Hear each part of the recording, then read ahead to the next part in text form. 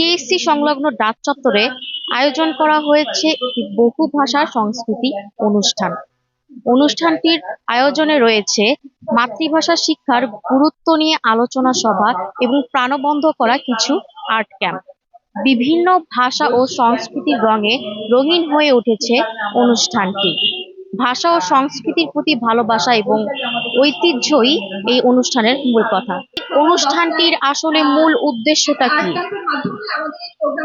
আসলে আজকে অনুষ্ঠানটির উদ্দেশ্য হচ্ছে যেহেতু আমাদের বাংলাদেশে বাংলা ভাষা ছাড়াও অন্যান্য অনেক ভাষা আছে, যেমন চাকমাদের চাকমা ভাষা, মারমাদের মারমা ভাষা।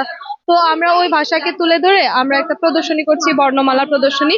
আর হচ্ছে আমরা সারাদিন সকাল থেকে 10টা থেকে আর্ট ক্যাম্প করেছি। বিভিন্ন ভাষার বর্ণ, শব্দ, চিত্র। আয়োজনটি দ্বারা কি বার্তা পৌঁছে দিতে চান আপনি? আপনারা হয়তো জানেন বাংলাদেশে বাঙালির পাশাপাশি অনেকগুলো জনগোষ্ঠী বসবাস করে। তো তাদের যে ভাষাগুলো রয়েছে সে ভাষাগুলো দিন দিন হারিয়ে যাচ্ছে। তো আমরা চাচ্ছি হচ্ছে এই প্রোগ্রামের মাধ্যমে আমাদের যে ভাষাগুলো রয়েছে সে ভাষাগুলো রক্ষার জন্য এটা আমাদের ক্ষুদ্র প্রচেষ্টা আর কি। সেই লক্ষ্যে আমাদের আজকের এই বহু ভাষার সান্ধ্য সুর।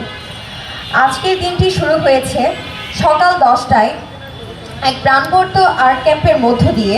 বহু ভাষা একটি অনুভূতি, এই বার্তাটি তুলে ধরতে চেয়েছে আজকে অনুষ্ঠানটি। সঙ্গে আমি ছিলাম সুচি, দেখছিলেন নিউজ 9।